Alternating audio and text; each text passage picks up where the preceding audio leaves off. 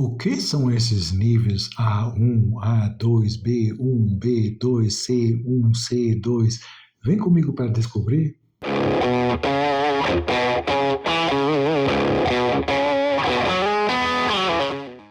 Olá, meu nome é George Polt, sou professor de inglês e alemão desde 1994.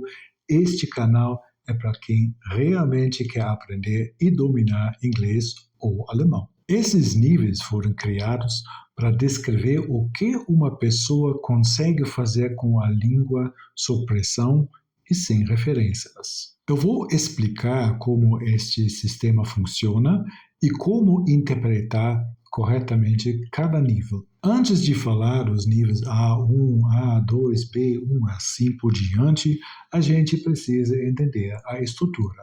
Temos, basicamente falando, três níveis: o básico, o intermediário e o avançado.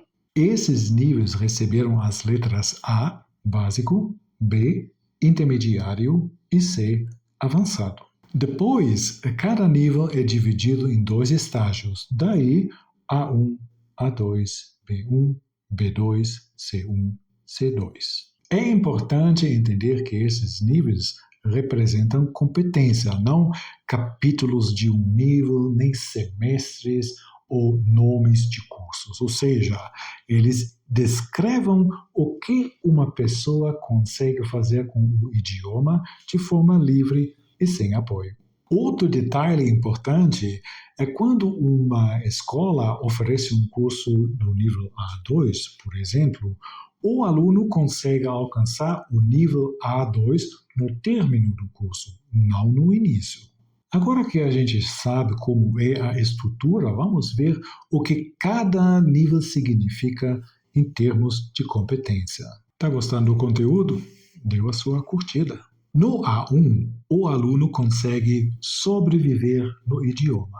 Ele consegue se apresentar, consegue fazer perguntas, entende instruções mais básicas, fala sobre informações pessoais e consegue manter pequenas interações desde que a outra pessoa fale devagar, usa uma linguagem bem simples e estiver disposto a repetir diversas vezes ou reformular diversas vezes para que o aluno possa entender.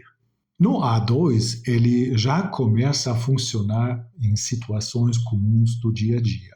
Ele consegue, por exemplo, falar sobre sua rotina, sobre seu trabalho, os estudos, consegue fazer compras, sabe falar sobre a família, sobre a sua alimentação, sobre viagens simples e consegue compreender textos e conversas relativamente previsíveis. O salto para o B1 é um dos mais importantes, porque nesse ponto o aluno deixa de apenas sobreviver e passa a funcionar com certa independência.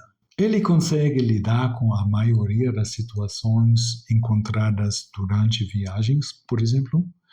Ele consegue contar experiências, ele consegue explicar planos, justificar suas opiniões e compreender os pontos principais de conversas e textos. Mas aqui aparece uma das maiores críticas ao sistema, porque o nível B1 é muito amplo.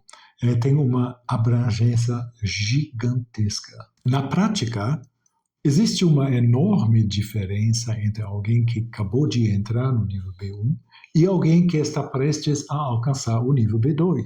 Os dois são classificados como B1 e, por isso, muitas escolas e muitos professores utilizam informalmente o nível B1+.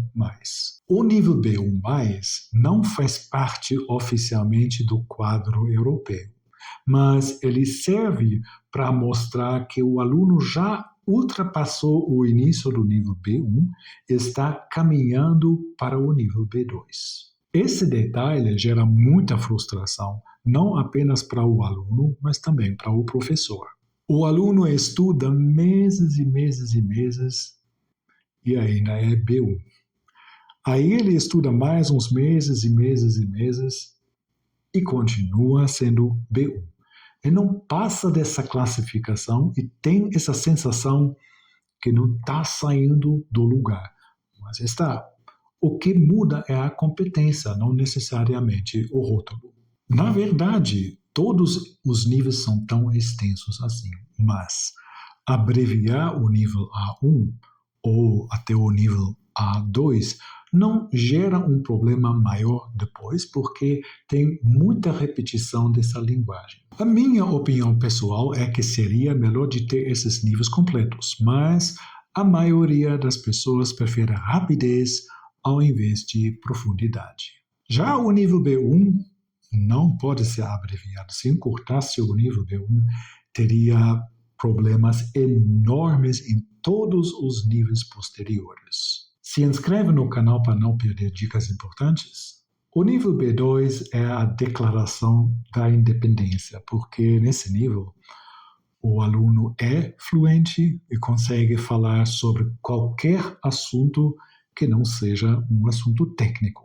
As conversas já têm tanta facilidade que não gera mais atrito com nativos e ele entende praticamente tudo e consegue funcionar super bem em um ambiente com nativos. No C1, o aluno tem um inglês equivalente a de um nativo. Ele consegue acompanhar bem qualquer tipo de situação.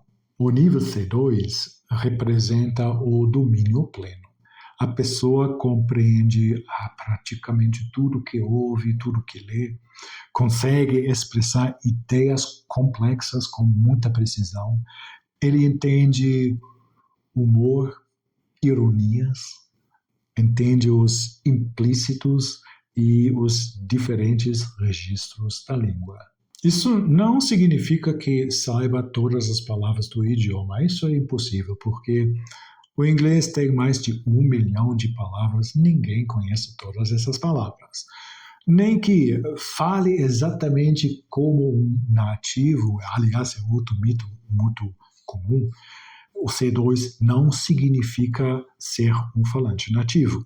Existem falantes nativos que jamais conseguiriam passar uma certificação do C2, muito menos sem preparação específica. Mas, desta mesma forma, existem estrangeiros que conseguem alcançar o nível C2. O exame mede competência, não nacionalidade. Outra dúvida muito comum é imaginar que basta falar bem para possuir determinado nível. Não. O quadro europeu avalia 4 habilidades: a leitura, a escrita, a audição e fala, e ainda avalia o sistema linguístico, que é gramática e vocabulário. Ou seja, tudo que você precisa aplicar no mundo real. As 4 habilidades têm a mesma importância, aliás, sempre desde o início. Na sua própria língua, isto não é diferente. Exames não medem apenas gramática, eles não medem apenas vocabulário, eles medem desempenho. Tem outro aspecto muito importante: os níveis não medem conhecimento acumulado, eles medem sua capacidade de uso. Você pode muito bem conhecer milhares de palavras e dezenas de regras gramaticais. Se você não consegue usar essas regras gramaticais, aquele vocabulário, de forma eficiente, isso não eleva automaticamente seu nível. Desta mesma forma, 2 pessoas podem conhecer praticamente o mesmo conteúdo, mas aquela pessoa que consegue utilizar esse conhecimento com rapidez, naturalidade e precisão, normalmente também demonstra um nível mais elevado. No final, o quadro europeu não foi criado para classificar pessoas, ele foi criado para classificar competência. Quando, por exemplo, uma universidade exige o nível B2 ou uma empresa exige o nível C1, ou quando um exame certifica determinado nível, os responsáveis da universidade ou daquela empresa sabem aproximadamente o que aquela pessoa consegue fazer utilizando o idioma. Esse é o verdadeiro objetivo desse sistema de descrever a competência de forma clara, objetiva e principalmente internacionalmente reconhecida. Então, da próxima vez que alguém dizer eu sou B2 ou meu curso é C1, você sabe mais ou menos o que significa. Ele não descreve um livro concluído, nem o número de horas estudadas. Ele descreve o que uma pessoa consegue fazer de forma consistente, não apenas uma única vez, com as 4 habilidades da língua, em situações que procuram refletir o uso real do idioma. Até a próxima.